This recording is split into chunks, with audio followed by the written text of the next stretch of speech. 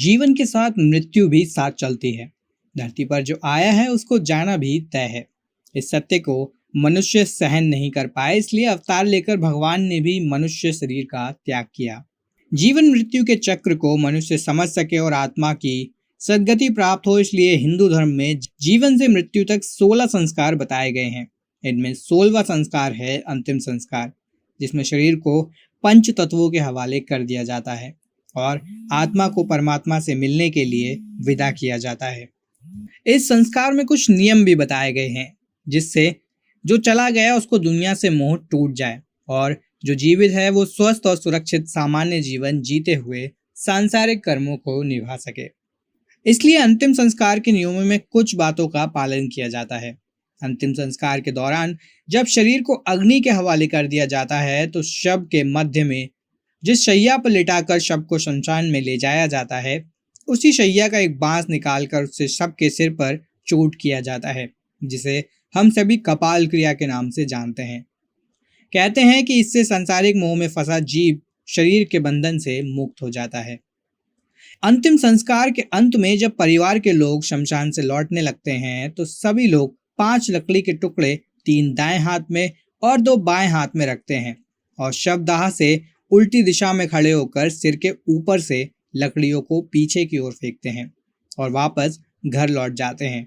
इस क्रिया के बाद पीछे मुड़कर नहीं देखा जाता। ऐसी मान्यता है कि 5 लकड़ियों को फेंककर मृत्यु को प्राप्त व्यक्ति की आत्मा से कहा जाता है कि अब तुम पंच तत्व में विलीन हो गए हो और इस संसार का मोह त्याग दो।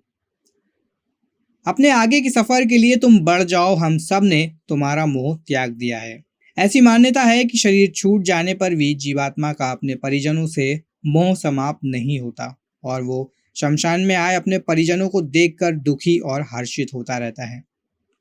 सांसारिक मोह से आत्मा की मुक्ति के लिए उसे यह एहसास दिलाया जाता है कि हम आपको भूल चुके हैं, आपके प्रति हमारा मोह समाप्त हो चुका है और आप भी मोह को दूर कर दीजिए और अपने सफर पर आगे बढ़ जाइए।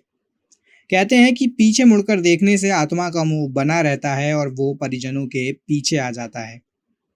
अंतिम संस्कार से लौटते समय मार्ग बदलना होता है, यानी जिस रास्ते शव ले जाते हैं उसी रास्ते से लौटना नहीं चाहिए। इसके अलावा जो लोग शमशान गए होते हैं उन्हें वस्त्र सहित स्नान करना चाहिए।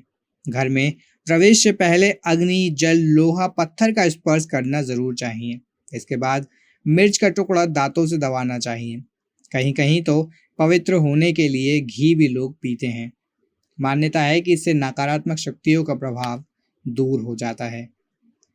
तो दोस्तों, ये था हमारा वीडियो कि शमशान से लौटते समय हमें पीछे मुड़कर क्यों नहीं देखना चाहिए।